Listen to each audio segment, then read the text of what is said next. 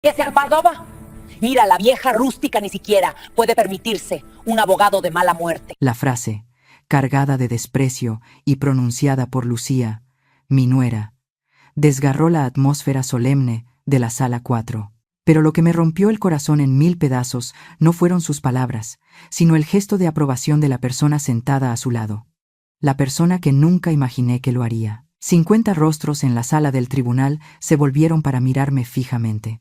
Miradas de compasión y lástima se centraron en una anciana solitaria, de pie y desamparada en el estrado de los testigos. En ese preciso instante, sentí que algo dentro de mí se rompía para siempre. El dolor desapareció, dando paso a una frialdad absoluta. En ese momento, dejé de reconocer a mi hijo, y en su lugar vi a un verdadero adversario. Mi nombre es Elvira Montoya, y acabo de cumplir 68 años. A mi edad, debería estar meciéndome en mi silla de mimbre en el porche de nuestra casa en las afueras de Guadalajara, respirando el aroma de las gorditas de maíz recién hechas y jugando con mis nietos. Pero, por una cruel ironía del destino, hoy estoy aquí, en la extraña y fría Ciudad de México, para enfrentarme a mi propia sangre. Mi vida entera ha estado marcada por el trabajo duro. Desde que mi esposo falleció, vendí tamales uno por uno bajo el sol abrasador del mercado de Chiapas para pagar los estudios de Esteban. Esas manos, llenas de cicatrices y con el olor a grasa impregnado, a los ojos de mi nuera de ciudad y también de mi hijo, no eran más que la imagen de una vieja inútil. Creen que he venido al juzgado con las manos vacías, temblando, dispuesta a inclinar la cabeza y firmar los papeles que les cederán la casa de nuestros antepasados, el último bien que nos queda para que paguen sus deudas de juego y mantengan su lujoso estilo de vida. Pero olvidaron una cosa. Por mis venas corre la sangre de las mujeres mexicanas que no saben doblegarse. Y quien ha ayudado a construir un imperio siempre sabe muy bien dónde están enterrados los secretos. El juez entró en la sala, un hombre severo de la vieja escuela. Observó mi mesa vacía, a excepción de un vaso de agua tibia y un viejo cuaderno de notas con la cubierta de cuero gastada, y frunció el ceño. «Señora Montoya, le preguntaré esto una sola vez», dijo con voz grave y resonante. «Su hijo y su nuera reclaman la totalidad de la herencia basándose en un nuevo testamento. Usted se enfrenta a un equipo legal de primer nivel. ¿Está completamente segura de que desea proceder sin representación legal?». El abogado de Lucía se levantó de inmediato, ajustándose la corbata con arrogancia. «Protesto por la caracterización, señoría. Simplemente estamos asegurando el patrimonio para evitar los gastos frívolos de la vejez. Le hemos ofrecido a la señora Montoya una generosa pensión y el uso de la vieja camioneta. Ella se ha negado por puro rencor». Apreté mi viejo cuaderno contra el pecho y levanté la cabeza para mirar directamente a los ojos del juez. Por un instante, el miedo en mis ojos pareció desvanecerse, reemplazado por la firmeza de una roca. «No puedo permitirme un abogado, señoría», respondí, con una voz extrañamente serena. «Porque mi hijo bloqueó mi acceso a nuestras cuentas conjuntas hace 3 meses». Me puse de pie, y el sonido de la silla al raspar contra el suelo de madera creó un ruido chirriante. No subí al estrado, sino que me paré en medio del pasillo y abrí la primera página del cuaderno. El crujido del papel resonó con claridad en el silencio sepulcral. «Señoría, acepto que no tengo títulos colgados en las paredes de esta sala. Acepto que no visto trajes de seda ni tengo un ejército de asistentes. No necesito un abogado». Hice una pausa, dejando que mis palabras flotaran en el aire frío, mirando directamente a Esteban, cuya frente comenzaba a sudar. «No lo necesito, porque nadie conoce los pecados y las mentiras ocultas en esta familia mejor que la persona que los ha presenciado y limpiado en silencio durante toda una vida. Y hoy, toda esa basura será sacada a la luz, pieza por pieza». El juez se inclinó hacia adelante, con los ojos llenos de curiosidad. La sonrisa se borró de los labios de Lucía. Esteban tragó saliva con dificultad. Y yo apenas estaba comenzando. Todo comenzó hace 3 meses, cuando el aire en nuestro rancho todavía estaba impregnado con el olor de la muerte.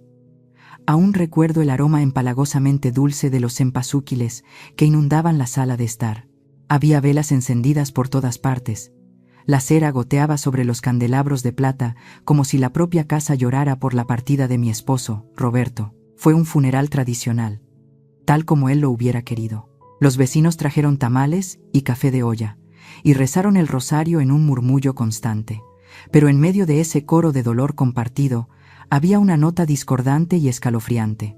Esteban, mi único hijo, estaba de pie junto a la ventana, distante y frío. No se acercó ni una sola vez al ataúd de su padre.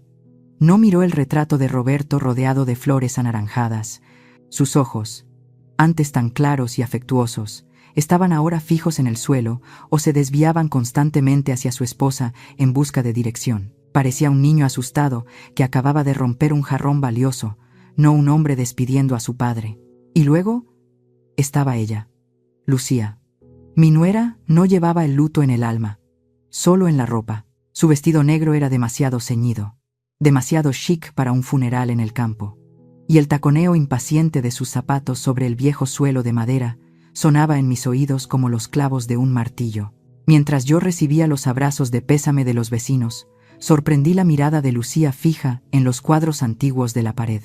No los miraba con nostalgia o aprecio. Era la mirada de un tasador consultando un catálogo de subasta, calculando, sumando, restando, valorando. Cuando el último invitado se fue y la pesada puerta de roble se cerró, el silencio que se instaló no fue de paz. Fue la calma que precede a la tormenta. Apenas me había sentado en el viejo sillón de Roberto, con el pañuelo todavía empapado en lágrimas, cuando Lucía se acercó. No me ofreció una taza de té caliente. No me preguntó si estaba bien. Se sentó frente a mí, cruzó las piernas y fue directa al grano. ¿Dónde está la combinación de la caja fuerte, suegra? ¿Y en qué cajón está el testamento de papá? Sentí un nudo en el estómago. Mi marido ni siquiera se había enfriado en su tumba, y los buitres ya empezaban a sobrevolar.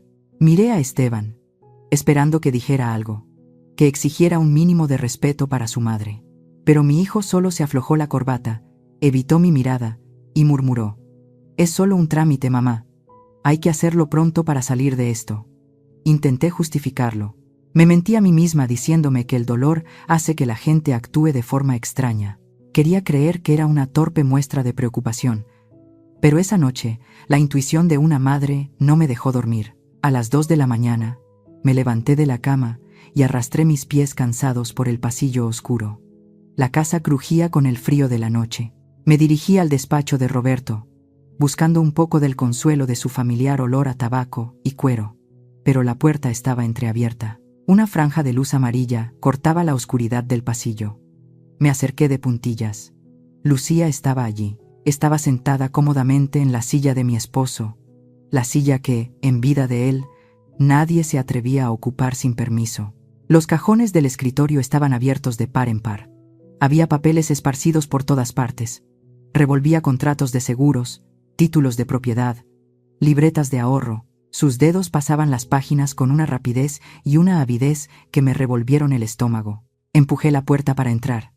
Lucía levantó la vista, sin el menor sobresalto ni miedo.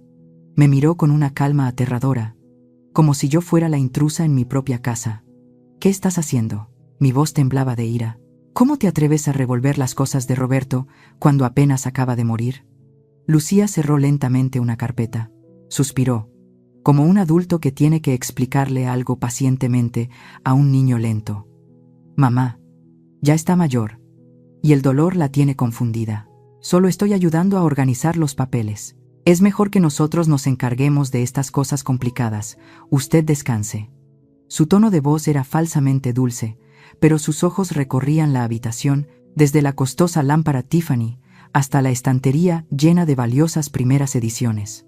No era la mirada de una nuera devota.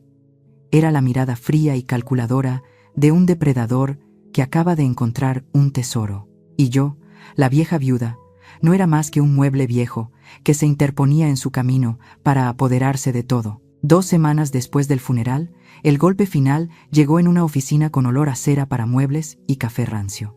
Estábamos en el despacho de Rodrigo, el notario. Rodrigo no era solo un abogado para nosotros. Era el compadre de mi esposo. Había comido en mi mesa innumerables domingos. Había bebido tequila con Roberto en el porche hasta el amanecer. Yo lo consideraba familia. Por eso, cuando empezó a leer el documento con voz monótona, sentí que el suelo se abría bajo mis pies. Yo, Roberto Montoya, en pleno uso de mis facultades mentales, lego la totalidad de la hacienda La Esperanza, la casa principal y el 100% de las acciones de la empresa a mi hijo, Esteban Montoya, y a su esposa, Lucía. El mundo se detuvo. Miré a Rodrigo, esperando que fuera una broma de mal gusto, pero él no me miró a los ojos. Mantuvo la vista clavada en el papel, como si las letras fueran lo único interesante en el mundo. Continuó leyendo.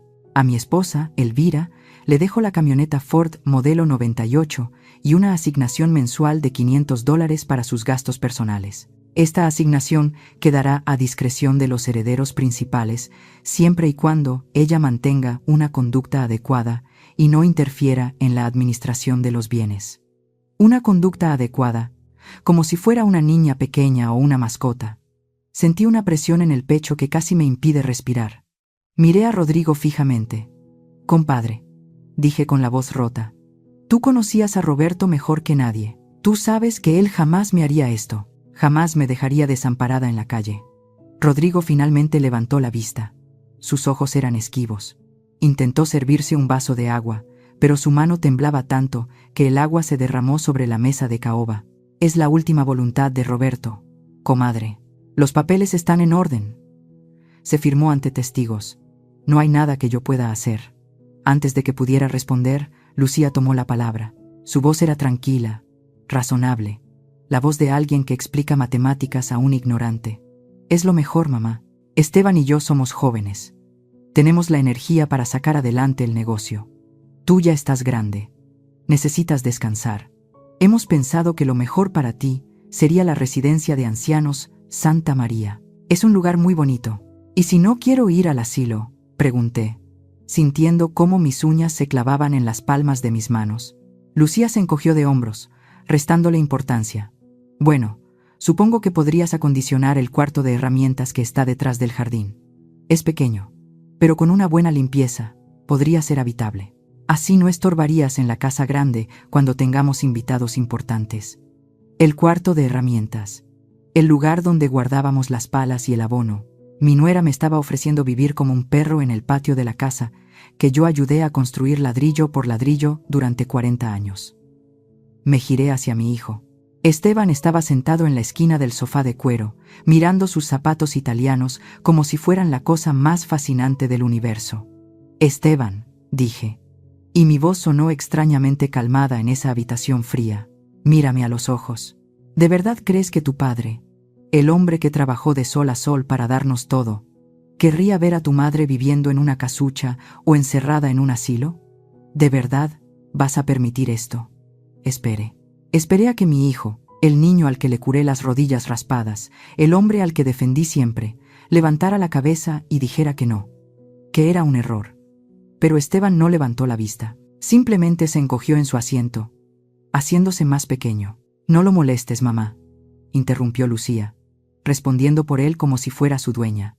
«Esteban sabe que esto es lo correcto. Papá sabía que tú no tienes cabeza para los negocios. Es por tu bien. Simplemente no sabes administrar el patrimonio». En ese momento, la tristeza desapareció. La imagen de mi hijo cobarde y mi compadre tembloroso se grabó a fuego en mi mente. Me di cuenta de que mi bondad había sido mi perdición. Habían confundido mi silencio con estupidez y mi amor con debilidad.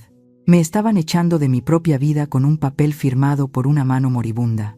Me levanté despacio. No grité. No lloré.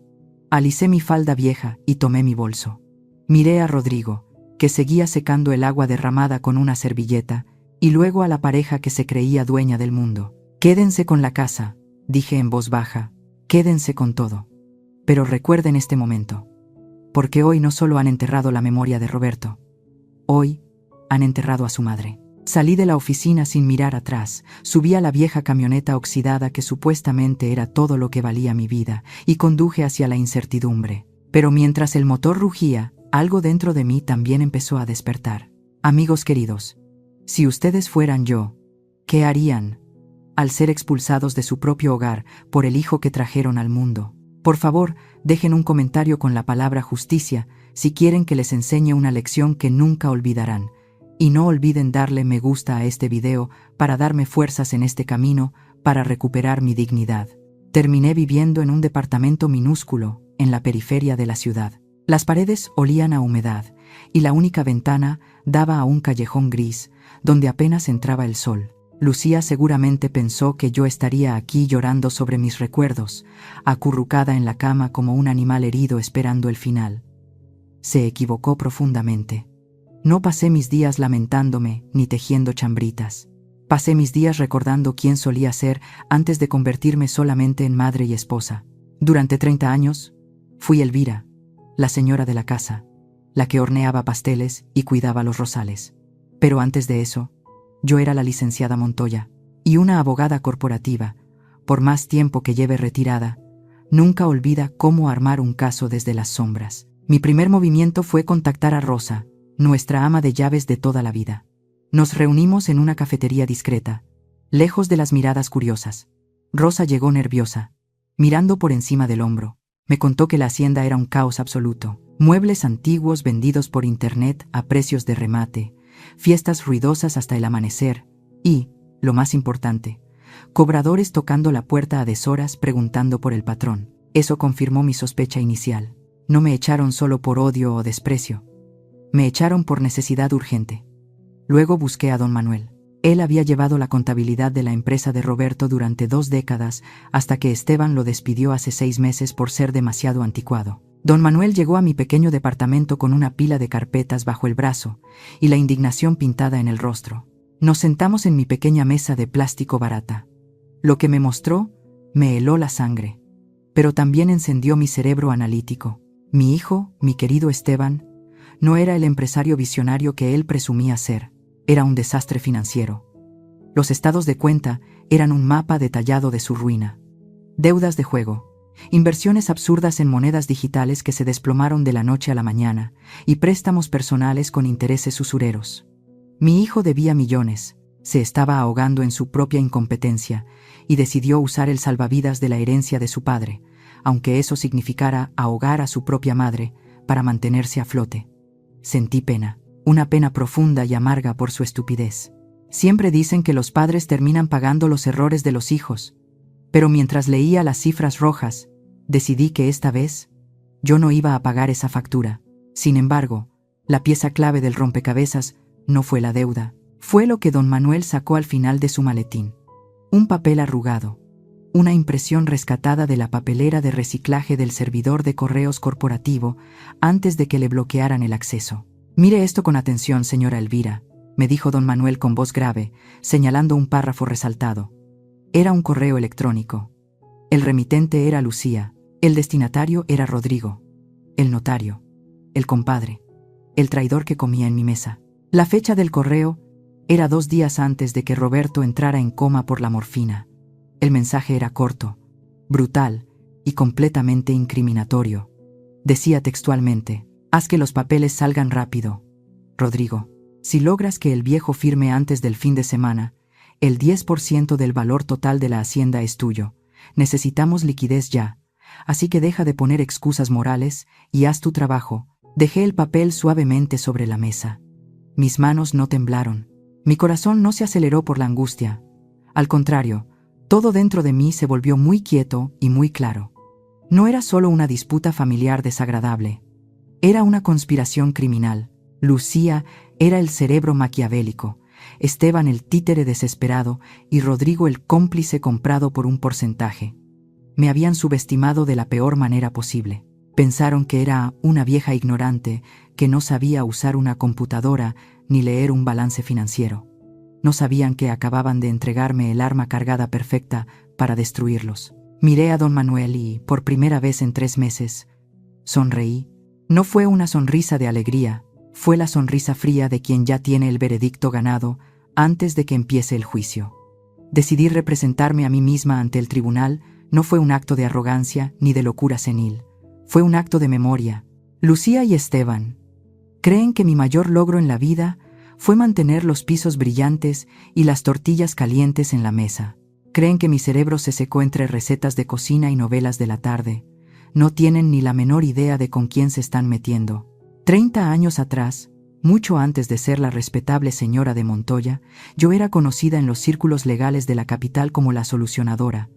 Trabajaba en los despachos corporativos más agresivos del país. Cuando una fusión millonaria se complicaba o una empresa necesitaba limpiar un desastre legal discretamente, me llamaban a mí. Yo era un tiburón con falda. Renuncié a todo eso cuando nació Esteban. Guardé mis títulos, mis trajes sastre y mi ambición en una caja de cartón sellada con cinta canela. Lo hice para que Roberto pudiera brillar, para que él se sintiera el patriarca proveedor, el hombre fuerte de la casa. Fue mi elección, y no me arrepiento de haber cuidado a mi familia. Pero cometí el error fatal de dejar que olvidaran de lo que soy capaz. Pensaron que mi silencio era ignorancia. Esa noche, en mi pequeño departamento alquilado, la madre abnegada se fue a dormir y la abogada despertó. Mi mesa de plástico se convirtió en mi escritorio. Mis lentes de lectura se convirtieron en mi arma. Redacté mociones, preparé la estrategia de interrogatorio y organicé la evidencia con una claridad mental que no sentía hace décadas. La adrenalina volvió a correr por mis venas. Ya no me sentía como una víctima acorralada. Me sentía como una cazadora afilando sus cuchillos en la oscuridad. Fue entonces cuando lo encontré. Estaba revisando una caja de zapatos llena de cosas viejas que logré sacar de la casa antes de que Lucía cambiara las cerraduras. Cables enredados, cargadores viejos, llaves que ya no abrían nada. Y en el fondo, cubierta de polvo, estaba la grabadora digital de Roberto. Era un aparato pequeño y negro. Roberto siempre la llevaba en el bolsillo de la camisa de trabajo. La usaba para dictar notas sobre el ganado, reparaciones de cercas o listas de compras para la ferretería. Era su memoria externa. Le puse baterías nuevas. Mis manos temblaban ligeramente. No por miedo, sino por la ansiedad de escuchar su voz una vez más. Esperaba oírlo quejarse del precio del alimento para vacas o recordarse a sí mismo comprarme flores. Presioné el botón de reproducción. La pantalla parpadeó y el audio comenzó. No era una nota sobre el rancho. El sonido era irregular, con mucha estática, como si la grabadora estuviera escondida bajo una almohada o entre las sábanas. Luego, escuché su voz, pero no era la voz fuerte y segura de mi esposo. Era un susurro ronco, la voz de un hombre asustado y dolorido. Elvira, perdóname mi vida. La voz de Roberto se quebraba. No sé si vas a escuchar esto. Esteban me está obligando. No me deja descansar. Me quitó el botón para llamar a la enfermera anoche porque no quise firmar. Hizo una pausa larga. Solo se escuchaba su respiración dificultosa. Lucía trajo a ese abogado sucio, a Rodrigo.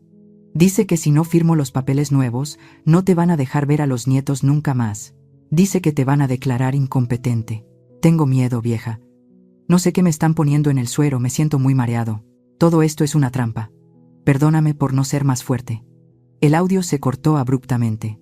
Me quedé sentada en silencio, con el aparato apretado en mi mano, hasta que mis nudillos se pusieron blancos. Las lágrimas rodaron por mis mejillas, calientes y saladas. Lloré por mi Roberto, por su sufrimiento, por la tortura que vivió en su propia cama de muerte, a manos de la sangre de su sangre. Pero en medio de ese dolor, algo se cristalizó dentro de mí. Me sequé la cara con el dorso de la mano. Miré la pequeña grabadora negra sobre la mesa. Ya no era solo un recuerdo sentimental. Era una espada. Era la voz de los muertos exigiendo justicia. Apagué la luz de la cocina. Mañana entraría al tribunal. Y por primera vez en mucho tiempo, sentí lástima por mi hijo. Él creía que iba a pelear contra una anciana viuda. No sabía que estaba a punto de enfrentarse al fantasma de su padre y a la furia de una abogada que nunca perdió un caso. Silencio. Eso fue lo único que se escuchó después de mi declaración inicial. Un silencio denso y pesado que llenó cada rincón de la sala del tribunal. El juez tuvo que golpear su mazo contra el estrado para romper el hechizo, aunque el eco de mis palabras seguía flotando en el aire como una amenaza invisible. Orden. En la sala. El juez frunció el ceño, ajustándose las gafas mientras me miraba con una mezcla de curiosidad y advertencia. Señora Montoya, ha hecho una declaración muy grave. Espero que tenga pruebas sustanciales para respaldar su afirmación de que hay criminales en esta audiencia, y no solo el dolor de una madre despechada. Por supuesto, su señoría, respondí con la calma de quien ha jugado este juego 1000 veces. El abogado de mi hijo se puso de pie de un salto. Era un hombre joven, engreído, con un traje italiano que brillaba demasiado bajo las luces fluorescentes. Se llamaba licenciado Peralta. Sabía que sus honorarios estaban siendo pagados con el dinero que Esteban había sacado de las cuentas de la empresa la semana pasada. Básicamente, yo estaba financiando mi propia ejecución. Su señoría. Esto es absurdo, dijo Peralta, soltando una risita nerviosa mientras se dirigía al juez sin siquiera mirarme. La señora Montoya está claramente alterada. Entendemos su duelo, pero este tribunal no es lugar para desvaríos emocionales ni teorías de conspiración. La señora no tiene conocimiento del Código Civil ni de los procedimientos testamentarios. Estamos perdiendo el tiempo de este tribunal con fantasías de ama de casa. Miré a Esteban. Estaba sudando. Gotas de sudor frío corrían por su sien y bajaban hasta el cuello de su camisa almidonada. Sus manos temblaban sobre la mesa. Él sabía que algo andaba mal. Lucía, por otro lado, dejó de sonreír. Se inclinó hacia su abogado y le susurró algo al oído con urgencia, sus ojos clavados en mí como dos dagas. «Permítame diferir, licenciado Peralta», dije, mi voz clara y cortante atravesando la sala. Caminé 2 pasos hacia la mesa de la defensa. No necesitaba gritar. Su argumento sobre mi ignorancia es irrelevante para los hechos. Pero ya que menciona el Código Civil, hablemos del artículo 1519, referente a la nulidad de los testamentos por vicios en el consentimiento. O mejor aún, hablemos de los requisitos formales de la notaría pública según la ley del notariado vigente en este estado. Peralta se detuvo en seco, parpadeó, confundido por la terminología precisa que acababa de salir de la boca de la anciana con el vestido viejo. «Disculpe», balbuceó. Abrí mi cuaderno de cuero. Mis dedos pasaron las páginas con precisión quirúrgica hasta encontrar el documento que necesitaba. «Su señoría», continué, ignorando el asombro del abogado. «El testamento presentado por la parte actora, marcado como prueba A, tiene un sello notarial con fecha y hora. Según este documento, mi esposo Roberto firmó su última voluntad ante el notario Rodrigo Valenzuela a las 4 de la tarde del día 12 de mayo. Levanté la vista y miré directamente a Lucía. Ella se puso pálida. Sin embargo, dije, sacando otro papel, aquí tengo el registro de entrada de visitas del Hospital Central. El notario Valenzuela no se registró en la recepción hasta las 5:30 de la tarde de ese mismo día. Es una imposibilidad física, licenciado Peralta. A menos que el notario tenga el don de la ubicuidad, ese sello fue puesto antes de que él pusiera un pie en la habitación de mi esposo. Y eso, según la ley, convierte el documento en un acto jurídico inexistente por falta de solemnidad. El juez se inclinó hacia adelante, tomando el documento que le ofrecía el alguacil. Sus ojos se movieron rápidamente entre el testamento y el registro del hospital. «Licenciado Peralta», dijo el juez con voz grave, ¿tiene alguna explicación para esta discrepancia temporal? El abogado se aflojó el nudo de la corbata. Ya no parecía tan arrogante. Empezó a tartamudear, buscando papeles en su maletín desesperadamente, tirando un bolígrafo al suelo en su torpeza. «Bueno, su señoría, seguramente es un error clerical, un error de dedo del recepcionista del hospital. Ya sabe cómo son esos lugares públicos». «No es un error clerical», interrumpí tajantemente. «Es un fraude. Y usted lo sabe». Peralta se puso rojo de ira. Se sintió acorralado por una mujer a la que consideraba inferior. Decidió jugar su última carta, la carta sucia. Se enderezó y señaló con un dedo acusador hacia mí. «¡Objeción!», gritó, perdiendo la compostura. «Su señoría, pido que se desestime la intervención de la señora Montoya y se le asigne un tutor legal inmediatamente. Es evidente que alguien más le escribió ese guión. Ella no tiene la capacidad mental ni la formación para entender lo que está leyendo. Es una simple ama de casa que está siendo manipulada. Solicito que se anule su autodefensa por falta de competencia técnica». La sala se quedó en silencio otra vez. Esteban se cubrió la cara con las manos. Lucía miraba al abogado con una mezcla de esperanza y terror. Me quité los lentes de lectura despacio. Los doblé y los dejé sobre la mesa junto a mi cuaderno.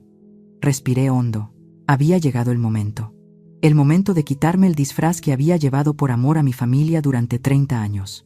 Miré al joven abogado a los ojos.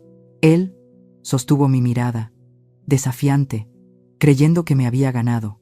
Pobre iluso.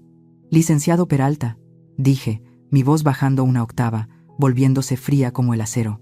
«Usted me llama simple ama de casa. Y tiene razón. He sido ama de casa por 3 décadas. He limpiado pisos, he criado hijos y he cuidado a un marido enfermo. Y lo hice con orgullo. Di un paso hacia él. Él retrocedió instintivamente. Pero antes de limpiar pisos, yo limpiaba desastres corporativos que harían que su pequeño despacho de abogados se orinara en los pantalones. Metí la mano en mi bolso y saqué una pequeña tarjeta plastificada, vieja y amarillenta, pero perfectamente legible. La levanté para que el juez y toda la sala pudieran verla. Cuando usted todavía estaba aprendiendo a escribir su nombre con crayones en el kinder, licenciado, yo estaba ganando el caso de fusión más grande en la historia de este estado contra la petrolera transnacional que intentó robar nuestras tierras. El juez abrió los ojos como platos al reconocer el nombre en la tarjeta. Mi nombre es Elvira Montoya, pero en el mundo legal, hace una vida, me conocían como la arregladora. Mi cédula profesional número 420 sigue vigente y activa. Así que no, licenciado. No necesito un tutor. Y le sugiero que revise muy bien sus precedentes, porque estoy a punto de darle la lección de derecho que no aprendió en la universidad. Un murmullo estalló en la galería. Los periodistas que estaban medio dormidos en la fila de atrás comenzaron a teclear furiosamente en sus teléfonos. Miré a la mesa de los demandantes. Lucía estaba petrificada, con la boca ligeramente abierta, como si acabara de ver un fantasma. Esteban me miraba con terror absoluto. Él había crecido pensando que su madre solo servía para hacer pasteles. Nunca supo quién era yo realmente, nunca se molestó en preguntar. Ahora lo sabían, y el miedo que vi en sus ojos fue la primera victoria de la mañana. Su señoría. La codicia es un pecado que a menudo se esconde detrás de los números y los libros de contabilidad. Pero la crueldad es diferente. La crueldad siempre deja una cicatriz pública. Y para entender por qué mi hijo y su esposa falsificaron ese testamento, usted necesita entender primero cuánto me desprecian. Caminé hacia el proyector que estaba en el centro de la sala. Mis pasos eran lentos pero seguros. No estamos aquí solo por una firma falsa, señor juez. Estamos aquí porque hace exactamente un mes se celebró la gala del 30º aniversario de la empresa que mi esposo y yo fundamos. Una fiesta para celebrar el legado de Roberto. Yo asistí, por supuesto. Pensé que, como cofundadora y viuda, mi lugar estaba allí. Me detuve y miré a Lucía. Ella evitó mi mirada, fingiendo acomodarse un mechón de cabello. Esa noche, me puse el único vestido de gala que me quedaba. Un vestido de seda azul marino que Roberto me regaló hace 10 años. Estaba un poco pasado de moda, lo admito. Y quizás me quedaba un poco holgado porque la pena me ha quitado el apetito. Pero me sentía digna. Me sentía lista para honrar a mi esposo. Pero cuando llegué al salón de eventos del Hotel Imperial, la realidad me golpeó en la cara. Lucía me interceptó en la entrada antes de que pudiera saludar a los socios antiguos. No me dio un beso. No me sonrió. Me tomó del brazo con una fuerza innecesaria, sus uñas largas clavándose en mi piel flácida a través de la tela del vestido. Me dijo que había habido un cambio en la organización de las mesas. Me arrastró lejos de la mesa principal, esa mesa central, con los centros de mesa de orquídeas blancas, donde se sentaban los directivos y los inversionistas. Me llevó hasta el rincón más oscuro del salón, justo al lado de las puertas batientes de la cocina, donde el ruido de los platos y el olor a grasa eran insoportables. Ahí estaba mi lugar, una mesa pequeña, sin mantel de lino, rodeada por los choferes de los invitados y el personal de seguridad que estaba en su descanso. Lucía me dijo que era por mi bien. Dijo que en la mesa principal iba a haber conversaciones de negocios muy complejas, y que yo, con mi edad, solo me iba a aburrir o a confundir a los clientes VIP con mis historias de vieja. Dijo que ahí, en la oscuridad, estaría más cómoda y no estorbaría la imagen moderna que la empresa quería proyectar. Me senté. Acepté la humillación en silencio porque no quería arruinar la noche de mi hijo. Vi desde lejos cómo Esteban brindaba con champán, riendo y celebrando en la mesa que construyó su padre, mientras yo bebía agua del grifo en una copa desportillada. Pero el silencio tiene un límite, su señoría, y mi límite llegó a la hora de los discursos. Era tradición que yo subiera al escenario para agradecer a los empleados. Lo he hecho durante 30 años. Así que, cuando llegó el momento, me levanté. Caminé entre las mesas. La gente me miraba con sorpresa, algunos con lástima. Subí los escalones del escenario con dificultad. Mis rodillas dolían, pero mi determinación era más fuerte. Tomé el micrófono. Iba a decir gracias, solo eso. Pero no pude pronunciar ni una palabra. Lucía apareció de la nada, como una exhalación. Me arrancó el micrófono de la mano con tanta violencia que el sonido agudo del feedback hizo que todos se taparan los oídos. Ella se rió por el micrófono, una risa nerviosa y falsa. Le dijo a 500 personas que su querida suegra estaba teniendo un episodio senil. Dijo que yo ya no sabía dónde estaba ni qué año era. Dijo que la demencia era algo muy triste. Y entonces sucedió el accidente, o lo que ella llamó accidente. Lucía giró bruscamente y su copa de vino tinto, llena hasta el borde, voló hacia mí. El líquido oscuro me golpeó en el pecho. Sentí el frío empapar mi piel y vi cómo la mancha roja se extendía por mi vestido azul como una herida abierta, arruinando lo único valioso que me quedaba de Roberto. Me quedé paralizada, goteando vino frente a la élite de la ciudad. Busqué a mi hijo con la mirada. Busqué a Esteban, esperando que viniera corriendo, que me cubriera con su saco, que me defendiera. Esteban se acercó. Sí, pero no me miró a los ojos. Miró la alfombra manchada. Miró a los socios que murmuraban. «Mamá, por favor», me dijo, entre dientes, con una voz llena de vergüenza y asco. «Estás haciendo un espectáculo. Estás arruinando la noche». Hizo una señal con la mano. 2 guardias de seguridad subieron al escenario. Mi propio hijo, el niño al que yo le enseñé a caminar, le ordenó a 2 extraños que me sacaran de mi propia empresa como si fuera una borracha que se coló en la fiesta. Me empujaron. Tropecé, caí de rodillas en el escenario. Y lo último que vi, antes de que me arrastraran hacia la salida de servicio, fue a Lucía, limpiándose una gota de vino de la mano con una servilleta, sonriendo triunfante. La sala del tribunal estaba tan quieta que se podía escuchar el zumbido de las lámparas. Esteban tenía la cabeza agachada, mirando la mesa, incapaz de levantar la vista. «Pero las historias son solo palabras si no hay pruebas», dije, rompiendo el silencio. Saqué una memoria USB de mi bolsillo. Afortunadamente, el jefe de seguridad del Hotel Imperial es el hijo de mi antigua cocinera. Un buen muchacho que no olvida quién le pagó la universidad. Le entregué la memoria al alguacil. «Prueba B, su señoría. El video de seguridad de esa noche, sin ediciones». El video comenzó a reproducirse en la pantalla grande. La imagen era clara. Se vio el momento exacto en que Lucía me arrebató el micrófono. Se vio claramente que el movimiento de su copa no fue un accidente, sino un lanzamiento deliberado. Y se vio, con una claridad dolorosa, a Esteban haciendo el gesto para que me sacaran, y luego dándome la espalda mientras yo caía al suelo. Un murmullo de indignación recorrió la sala. Vi al juez apretar la mandíbula. Vi a los periodistas negar con la cabeza. La máscara de la familia perfecta se había roto. Ya no eran los empresarios exitosos lidiando con una madre difícil. Eran monstruos. Lucía intentó mantener la compostura, pero su labio inferior temblaba. Esteban parecía querer desaparecer bajo la tierra. «Ese video», dije suavemente, «no prueba el fraude financiero, su señoría, pero prueba algo más importante. Prueba de lo que son capaces estas personas por mantener las apariencias. Si le hicieron esto a su madre frente a 500 testigos, imagínese lo que le hicieron a su padre moribundo cuando nadie estaba mirando. Si han llegado hasta aquí, por favor ayúdenme comentando el número 1 abajo, para saber que todavía hay amigos acompañándome en este viaje. Su presencia es mi mayor motivación para contar la parte final. Su señoría, habiendo establecido el carácter moral de los demandantes, es hora de pasar a los hechos legales. Y para eso, necesito interrogar al hombre que dio fe pública de esta farsa. Llamo al estrado al licenciado Rodrigo Valenzuela». Rodrigo se levantó de la primera fila. Caminaba despacio, arrastrando los pies como si llevara pesas en los tobillos. Ya no tenía esa postura arrogante que mostró en su oficina hace 3 meses. Su traje gris parecía quedarle grande y tenía ojeras profundas bajo los ojos. Se sentó en la silla de los testigos y evitó mirarme a toda costa. Me acerqué a él. No me quedé detrás de mi mesa. Caminé hasta quedar a solo 1 metro de distancia, invadiendo su espacio personal. Quería que oliera mi perfume, el mismo que usaba en esas comidas de domingo, donde él se sentaba a reír y beber con nosotros. «Buenos días, notario», dije con una cortesía helada. «Oh, debería decir compadre».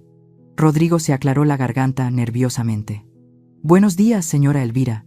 Dime una cosa, Rodrigo, y quiero que le hables al jurado, no a mí. Cuando Roberto firmó ese supuesto testamento, te miró a los ojos, ¿te reconoció? ¿Te llamó por tu nombre? Rodrigo dudó. Sus ojos bailaron de un lado a otro. Bueno, estaba muy enfermo, Elvira. Tú lo sabes. Estaba débil. Pero sí. Él asintió. Él sabía quién era yo. Yo le leí el documento, y él estuvo de acuerdo. ¿Le leíste el documento? Repetí, saboreando cada palabra. ¿Le leíste las 20 páginas de jerga legal compleja a un hombre que estaba conectado a un respirador, y él entendió cada cláusula sobre la transferencia de acciones y la liquidación de bienes inmuebles? Sí, mintió Rodrigo. Su voz tembló un poco. Estaba lúcido. Cansado, pero lúcido. Me giré hacia el juez. Su señoría, el testigo afirma bajo juramento que mi esposo estaba lúcido y consciente a las 4 de la tarde del 12 de mayo. Sin embargo, la ciencia dice algo muy diferente. Regresé a mi mesa y tomé una carpeta azul. Era el expediente médico que Rosa, mi fiel ama de llaves, consiguió gracias a que su sobrina trabaja en el archivo del hospital. Prueba C, anuncié. El registro de medicación del paciente Roberto Montoya. Abrí la carpeta y leí en voz alta. A las 3:30 de la tarde, 30 minutos antes de la supuesta firma, el doctor de guardia administró una dosis de morfina de 10 miligramos por vía intravenosa, combinada con midazolam, un sedante potente utilizado para inducir amnesia y relajación profunda antes de procedimientos dolorosos. Cerré la carpeta de golpe. El sonido seco resonó en la sala. Rodrigo. Miré al notario, que ahora estaba empapado en sudor. ¿Sabes lo que hace esa combinación de drogas en un hombre de 70 años con insuficiencia renal? Lo convierte en un vegetal. Le apaga el cerebro.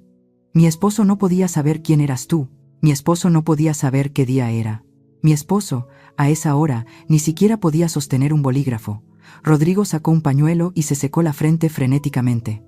Bueno, tal vez la hora en el registro médico está mal, o tal vez él tenía mucha tolerancia al dolor. Yo vi cómo agarraba la pluma, Elvira. Yo lo vi firmar. ¿Lo viste firmar? Pregunté, inclinándome hacia él. ¿Estás seguro de que fue él quien movió la mano? Objeción. Gritó el abogado Peralta, desesperado. La testigo está especulando y acosando al notario. No estoy especulando, dije con calma. Estoy describiendo una fotografía. Saqué la última hoja de mi cuaderno. Era una ampliación de una foto digital granulada, tomada con un teléfono celular barato. Rosa no solo visitaba a Roberto para llevarle ropa limpia, ella se hizo amiga de las enfermeras. Y una de esas enfermeras, una mujer piadosa que vio algo que no le gustó, tomó esta foto a través del cristal de la puerta de terapia intensiva porque le pareció que lo que estaba ocurriendo ahí dentro no era correcto. Puse la foto en el proyector. La imagen apareció gigante en la pared blanca. Era borrosa, sí, pero los detalles importantes eran inconfundibles.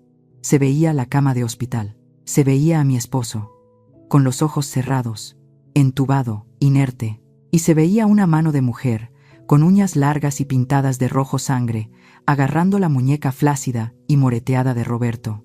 La mano de mujer estaba forzando el dedo pulgar de mi esposo sobre una almohadilla de tinta y luego sobre el papel. Pero lo que hizo que la sala entera contuviera la respiración no fue la acción en sí. Fue el destello. En el dedo anular de esa mano femenina brillaba un anillo enorme y vulgar, un anillo de diamantes en forma de flor que todos en esta sala habían visto antes. Me giré lentamente hacia la mesa de la defensa. Lucía estaba blanca como el papel. Su mano izquierda, la misma mano de la foto, estaba aferrada al brazo de Esteban. Sus uñas se clavaban tan fuerte en la tela del traje de mi hijo que pude ver cómo él hacía una mueca de dolor, pero estaba demasiado paralizado para moverse. «¿Ese es tu anillo, verdad, Lucía?», pregunté suavemente. «Ese anillo que compraste el mes pasado con la tarjeta de crédito de la empresa. El mismo anillo que llevas puesto ahora mismo». Lucía escondió la mano bajo la mesa rápidamente, pero el daño ya estaba hecho. «Rodrigo». Volví a mirar al notario. «Estabas ahí. Viste cómo ella tomaba la mano de un hombre inconsciente y lo obligaba a poner su huella digital. Y no hiciste nada. Por un porcentaje de la herencia, vendiste a tu amigo, vendiste tu licencia y vendiste tu alma». Rodrigo se derrumbó. Literalmente se hundió en la silla, cubriéndose la cara con las manos. Yo tenía deudas, susurró Rodrigo, su voz apenas audible. Elvira, perdóname. Ellos me dijeron que era lo que Roberto quería. Me dijeron que solo le estaban ayudando porque estaba muy débil. Yo necesitaba el dinero. Lucía prometió pagarme el 10%. El murmullo en la sala se convirtió en un rugido. El juez golpeaba su mazo una y otra vez, gritando orden, pero nadie le hacía caso. Esteban intentó soltarse del agarre de Lucía, mirando a su esposa con horror, como si acabara de descubrir que estaba durmiendo con un monstruo.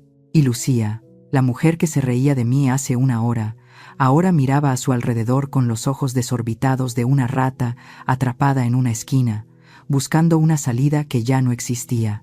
La máscara se había caído por completo, y debajo no había astucia empresarial, solo había delitos, traición y una cobardía infinita. Su señoría, hemos visto el cómo y el cuándo.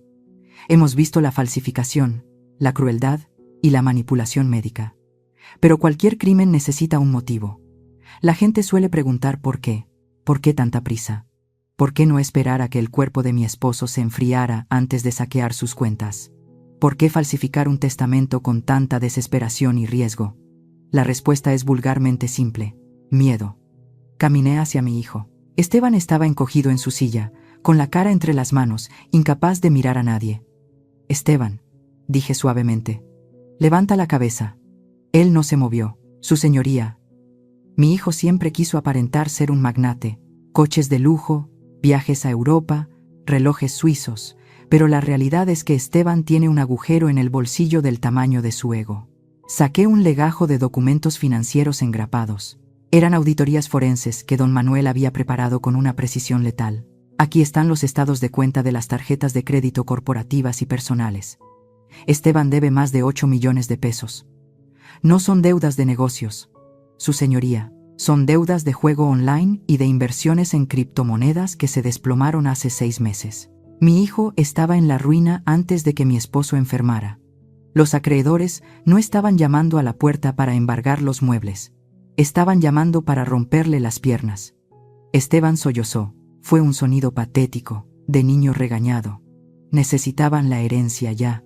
Necesitaban liquidez inmediata para tapar el agujero antes de que los prestamistas perdieran la paciencia. Por eso no podían esperar.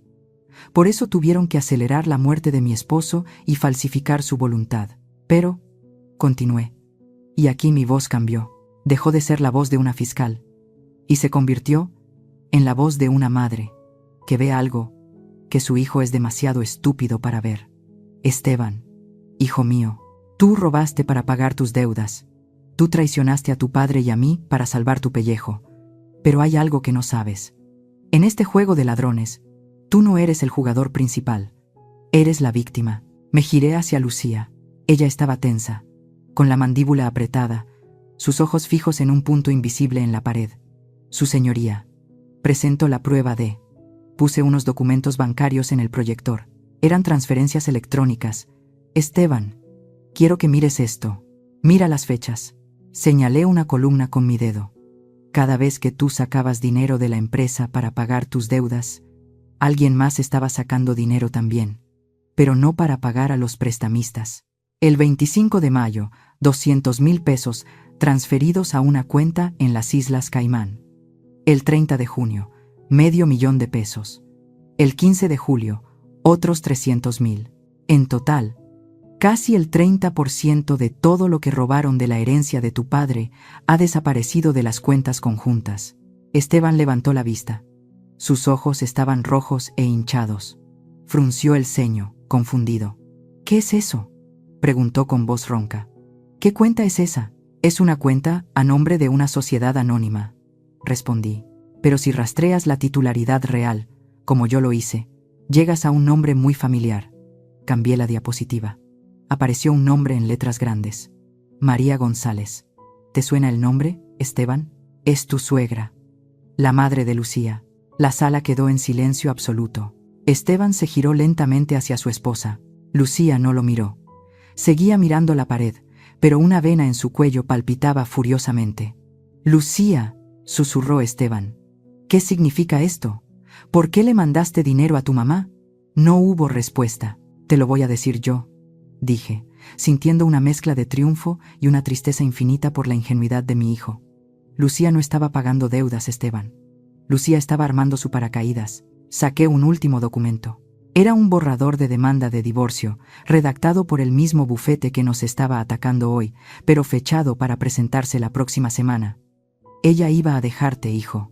En cuanto la hacienda estuviera a su nombre y el dinero estuviera seguro en el extranjero, ella te iba a dejar con las deudas, con la culpa y con la cárcel. Tú eras solo el medio para conseguir el dinero. Ella nunca te quiso. Ella solo quería la vida que tú no podías pagarle. Esteban se puso de pie. La silla cayó hacia atrás, pero nadie se movió para levantarla. Miraba a su esposa como si fuera una desconocida. Su cara pasó del miedo a la incomprensión y finalmente a la ira pura. ¿Es verdad?, gritó Esteban, su voz rompiéndose. ¿Me ibas a dejar? ¿Después de lo que hice por ti? ¿Después de lo que le hicimos a papá? Lucía finalmente se movió. Se levantó de golpe, enfrentándolo. Ya no había rastro de la mujer elegante y controlada. Su rostro estaba contorsionado por la rabia. Sí, gritó ella, y su voz chillona resonó en las paredes de caoba. Por supuesto que te iba a dejar. Mírate, Esteban. Eres un perdedor, un inútil, que se gastó todo nuestro futuro en monedas virtuales que no valen nada. Lucía, cállate, siseó el abogado Peralta, tratando de agarrarla del brazo, pero ella lo empujó. No me toques, gritó Lucía, fuera de sí. Se volvió hacia Esteban, escupiéndole las palabras. Yo me gané ese dinero. Yo tuve que aguantar a tu madre con sus historias aburridas.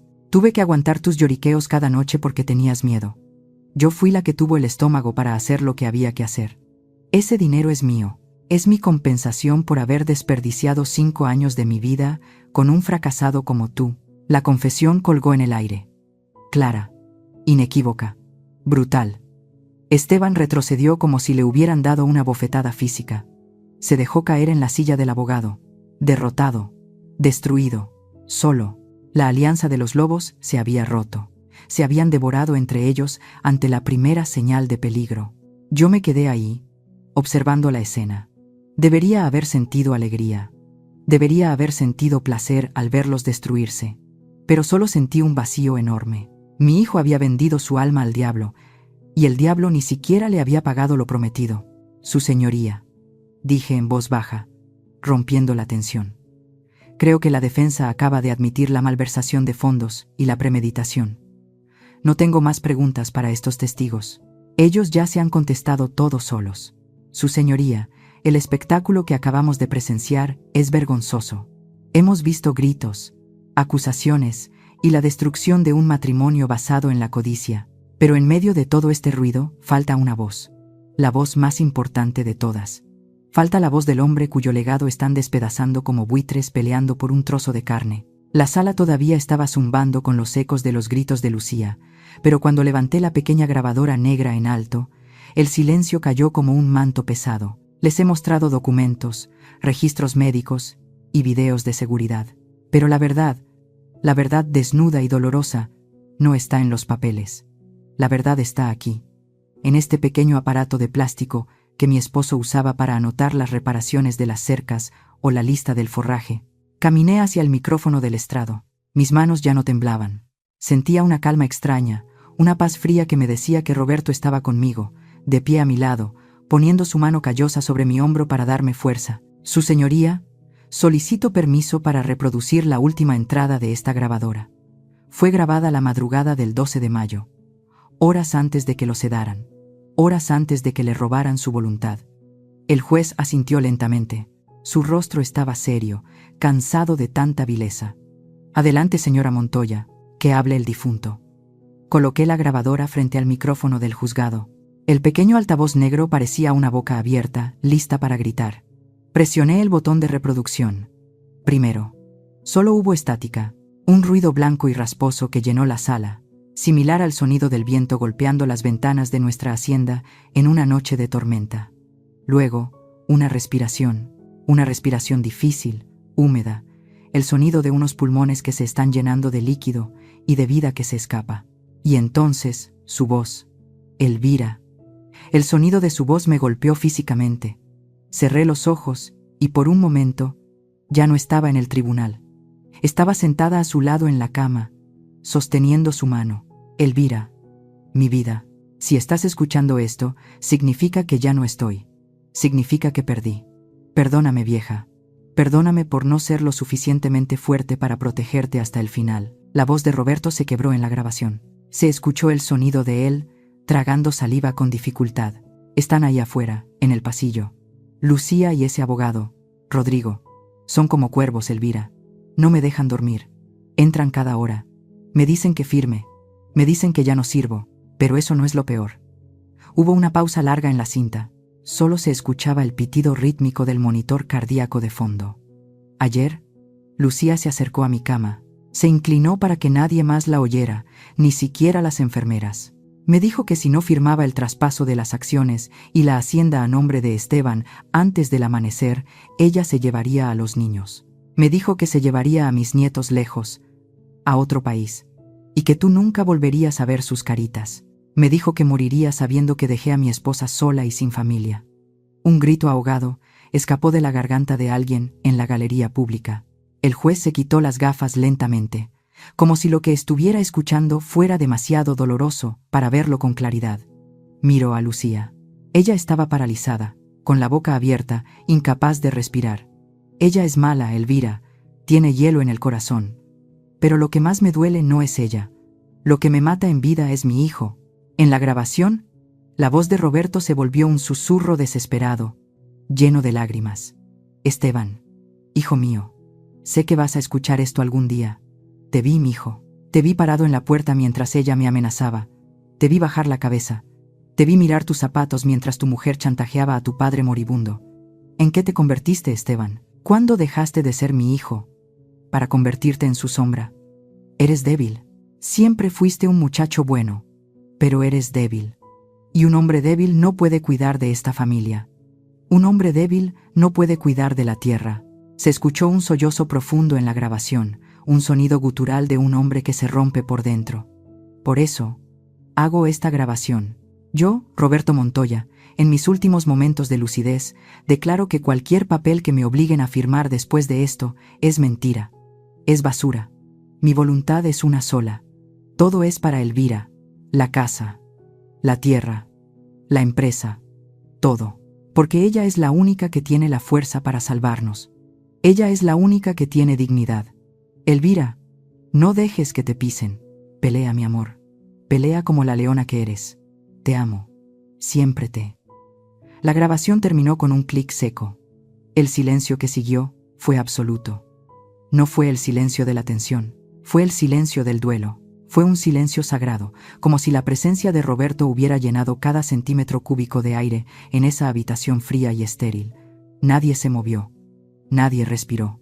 Incluso el taquígrafo había dejado de escribir, con las manos suspendidas sobre el teclado, con los ojos llenos de lágrimas. Y entonces, el sonido de algo rompiéndose. Esteban. Mi hijo se deslizó de su silla. No fue un movimiento teatral. Fue como si sus huesos se hubieran convertido en agua. Cayó de rodillas al suelo duro y frío del tribunal. Se llevó las manos a la cara y soltó un aullido. ¡Papá! El grito fue desgarrador. Fue el grito de un niño pequeño que se da cuenta de que está solo en la oscuridad. Fue el grito de la culpa que finalmente rompe el dique de la negación. Papá, perdóname. Soy un cobarde. Soy un cobarde. Esteban golpeaba el suelo con los puños, llorando sin consuelo, mocos y lágrimas mezclándose en su rostro, arruinando su traje caro, arruinando su imagen, arruinando todo lo que creía ser. Se arrastraba por el suelo, no hacia su esposa, sino hacia la grabadora, como si quisiera tocar la voz de su padre una última vez.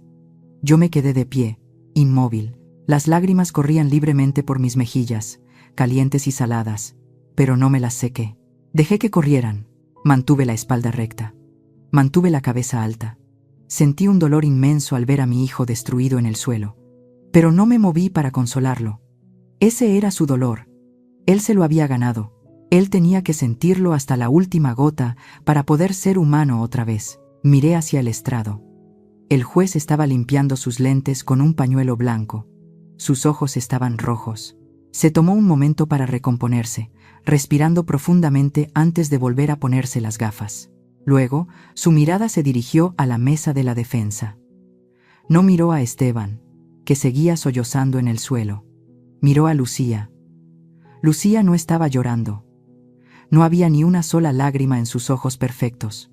Estaba temblando, un temblor incontrolable que hacía castañetear sus dientes. Sus manos agarraban el borde de la mesa con tanta fuerza que sus uñas postizas parecían a punto de romperse. Pero no temblaba de remordimiento, no temblaba de pena por la muerte de su suegro, ni por el dolor de su esposo. Temblaba de miedo. Miró al juez y vio lo que venía. Vio los barrotes. Vio el final de sus fiestas, de sus viajes, de su estatus. Vio el abismo abriéndose bajo sus pies de diseñador. Y por primera vez en su vida miserable, Lucía tuvo miedo de verdad. El juez la miró con un desprecio tan absoluto que era casi palpable. No dijo nada todavía, pero su mirada lo decía todo. Ya no veía a una viuda afligida o a una empresaria. Veía a una criminal. Yo respiré hondo, llenando mis pulmones con el aire de la verdad. Miré la pequeña grabadora negra. Ya puedes descansar, Roberto, pensé. Ya me escucharon. Me giré hacia el juez, ignorando al abogado Peralta que estaba recogiendo sus papeles frenéticamente, tratando de distanciarse físicamente de sus clientes. Su señoría, dije. Mi voz suave pero resonando con la fuerza de 1000 tormentas. Mi esposo ha hablado. No tengo nada más que agregar. La defensa descansa. Y en ese momento supe que había terminado. No solo había ganado el caso, había recuperado mi nombre, había recuperado mi historia, y aunque había perdido a un hijo en el camino, había salvado lo que quedaba de su alma al obligarlo a enfrentar la verdad. El juez Martínez no necesitó retirarse a deliberar. Tenía la verdad grabada en la cinta de audio y la evidencia documental esparcida sobre su estrado como un mapa de la avaricia humana. Se puso de pie, y su figura pareció crecer hasta llenar toda la sala. Se ajustó la toga negra con un movimiento brusco, definitivo. En virtud de la evidencia presentada, comenzó el juez, su voz resonando con una autoridad que hizo vibrar los cristales. Este tribunal declara nulo e inválido el testamento, con fecha del 12 de mayo, por vicios de consentimiento, coacción y fraude procesal.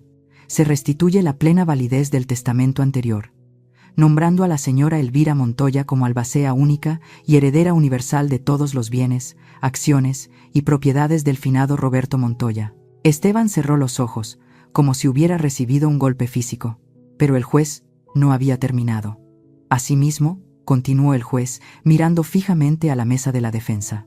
Dada la naturaleza criminal de los hechos revelados, desde la falsificación de documentos hasta el abuso de un adulto mayor vulnerable, este tribunal compulsa copias certificadas de todo lo actuado a la Fiscalía General del Estado, para la inmediata persecución de los delitos penales correspondientes. Esa fue la señal. Las puertas traseras de la sala se abrieron de par en par. No eran alguaciles de la corte. Eran 4 oficiales de la policía ministerial, acompañados por un agente del Ministerio Público especializado en delitos financieros. Yo los había contactado hace 3 días, cuando don Manuel me entregó las pruebas del lavado de dinero. Les dije que esperaran. Les dije que hoy tendrían el espectáculo completo. Los oficiales caminaron por el pasillo central. El sonido de sus botas sobre la madera era el único ruido en la habitación. Se dirigieron directamente hacia Rodrigo, el notario.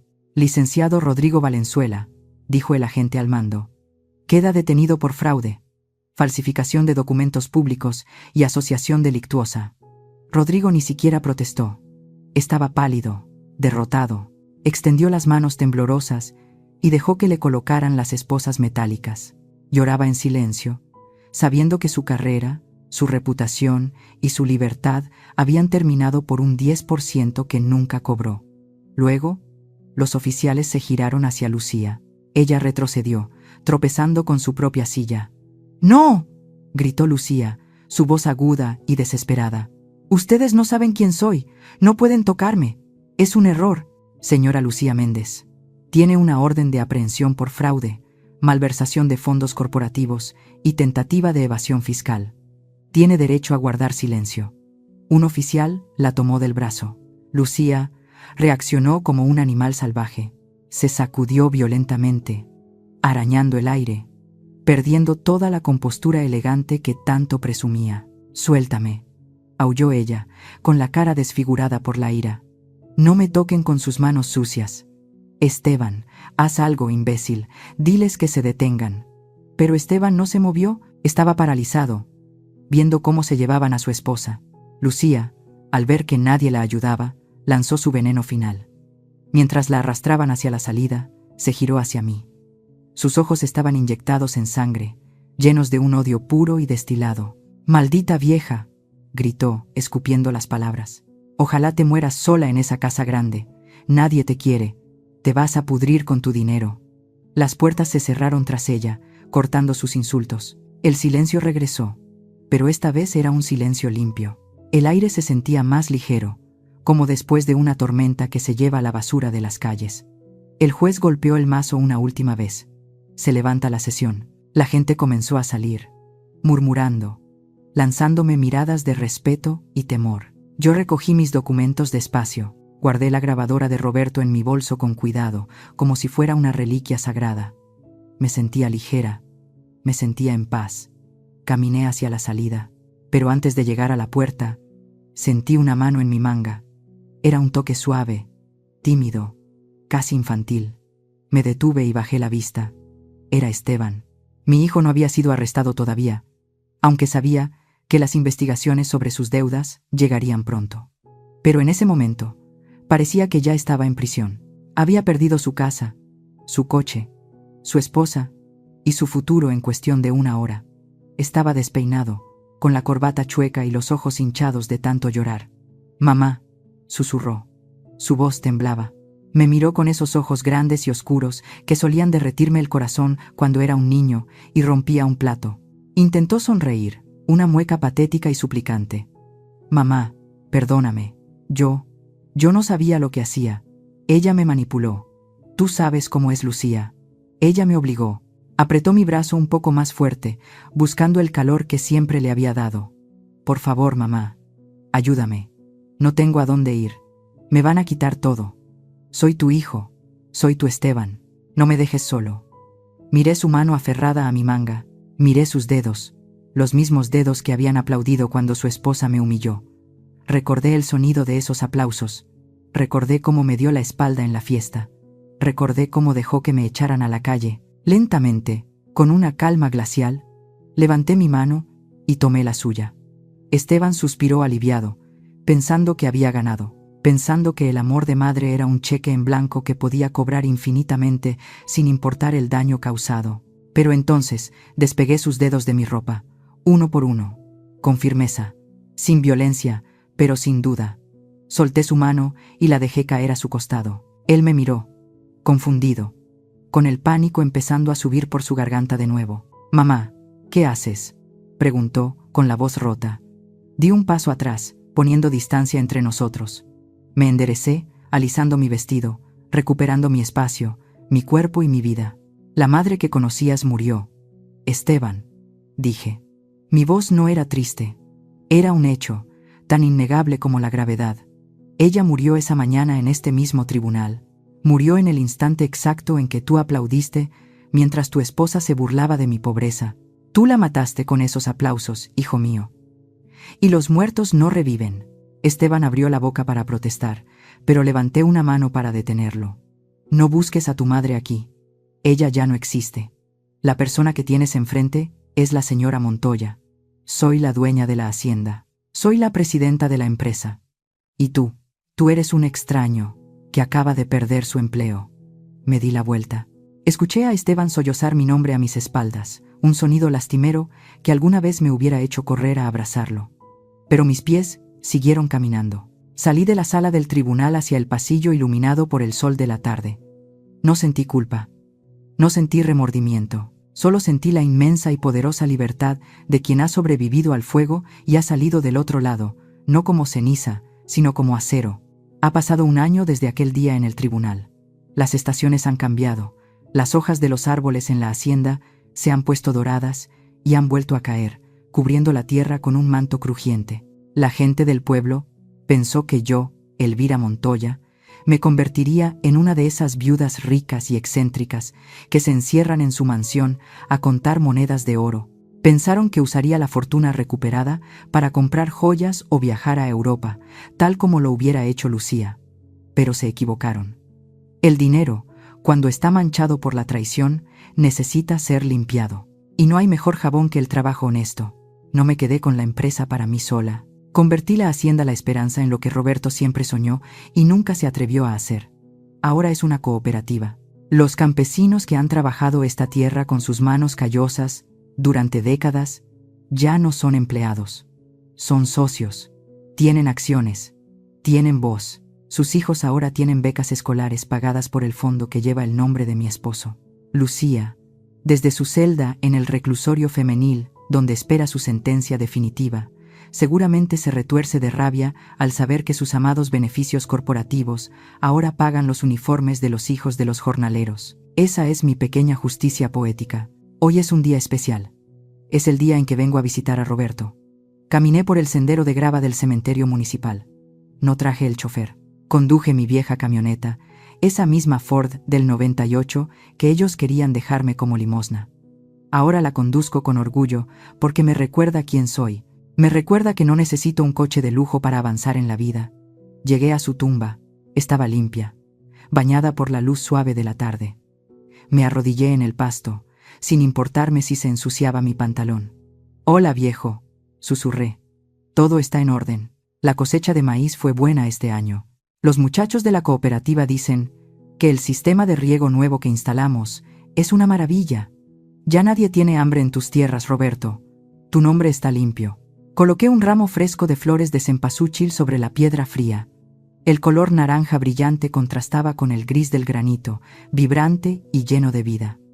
Me quedé allí un momento, disfrutando del silencio. Ya no sentía el peso en el pecho que tuve durante meses. La soledad ya no me asustaba. Al contrario, la soledad se había convertido en mi compañera, en un espacio tranquilo donde podía respirar sin miedo a ser juzgada o manipulada. Entonces, lo vi. Estaba lejos, cerca de la entrada del cementerio, parado bajo la sombra de un viejo encino. No se acercó. Sabía que no tenía derecho a interrumpir este momento. Era Esteban. Pero no era el Esteban de trajes italianos y relojes suizos. Llevaba un uniforme de trabajo azul, desgastado en los codos y las rodillas. Tenía la piel quemada por el sol y las manos sucias de grasa y tierra. Me habían dicho que consiguió trabajo como cargador en la central de abastos, cargando cajas de fruta desde la madrugada hasta el mediodía. Se veía más delgado. Se veía más viejo. Las canas habían empezado a aparecer en sus sienes, y esa arrogancia juvenil que siempre tuvo en la mirada había desaparecido por completo. Nuestras miradas se cruzaron a la distancia. Por un segundo, mi instinto de madre quiso saltar. Quise correr hacia él, preguntarle si había comido, si tenía frío, si necesitaba dinero. Sentí ese tirón en el útero, ese cordón umbilical invisible que nunca se corta del todo. Pero me quedé quieta. Vi algo en sus ojos que me detuvo. No era lástima lo que él pedía, era respeto. Por primera vez en su vida, Esteban estaba pagando sus propias cuentas. Por primera vez, estaba sudando para ganar su pan. No había esposa que lo manipulara, no había madre que lo rescatara, no había herencia que lo salvara. Solo estaba él y sus consecuencias. Él asintió levemente con la cabeza. Un saludo corto, humilde, y luego se dio la vuelta y siguió su camino, arrastrando los pies cansados hacia la parada del autobús. No lo llamé. Dejarlo ir fue el acto de amor más difícil y más puro que he hecho en mi vida, porque a veces, amar a un hijo significa dejar que se rompa, para que pueda volver a armarse, esta vez con piezas verdaderas. Me levanté del pasto, me sacudí la tierra de las rodillas. El sol comenzaba a ponerse en el horizonte, pintando el cielo de colores violeta y rojo. Mucha gente me pregunta si me siento sola. Me preguntan si valió la pena destruir a mi familia para salvar mi dignidad. Y yo les respondo siempre lo mismo. No destruí nada que no estuviera ya podrido. Solo quité los escombros para que pudiera crecer algo nuevo. Si están escuchando mi historia, quiero que se lleven algo con ustedes. No es sobre herencias, ni sobre juicios, ni sobre dinero. Es sobre los límites. Nos enseñan que el amor de una madre debe ser incondicional, ciego y eterno. Y es verdad, el amor es eterno. Pero la tolerancia no. La tolerancia tiene un límite, y ese límite se llama dignidad. Nunca permitan que nadie, ni siquiera la sangre de su sangre, los haga sentir pequeños. Nunca permitan que los traten como un mueble viejo en la casa que ustedes mismos construyeron. Y sobre todo, nunca subestimen el poder de una mujer que ha guardado silencio durante demasiado tiempo. Porque el silencio no siempre es sumisión. A veces, el silencio es simplemente el sonido de alguien que está cargando su arma. El sol se ocultó finalmente, dejando paso a las primeras estrellas. Respiré hondo el aire fresco de la noche. Soy Elvira Montoya. Tengo 65 años. Estoy sola, y nunca me he sentido más libre. Gracias por escuchar mi verdad. Que Dios los bendiga, y que nunca olviden que la justicia tarda, pero cuando llega, llega para quedarse. ¿Y ustedes qué opinan de la decisión final de doña Elvira? ¿Creen que fue demasiado dura al dejar ir a Esteban, o hubieran hecho exactamente lo mismo si estuvieran en sus zapatos? Déjenme sus pensamientos aquí abajo en los comentarios. Me encanta leerlos y saber qué sintieron con este final. Si esta historia les llegó al corazón o les hizo pensar en su propia familia, por favor regálennos un me gusta. Compartan el video con sus seres queridos y suscríbanse al canal para que no se pierdan el próximo drama. Nos escuchamos en la siguiente historia. Somos Historias del Suspiro. Usamos las palabras para caminar junto a ustedes a través de los años, buscando siempre esa paz y esa fuerza que el alma necesita. Hasta la próxima.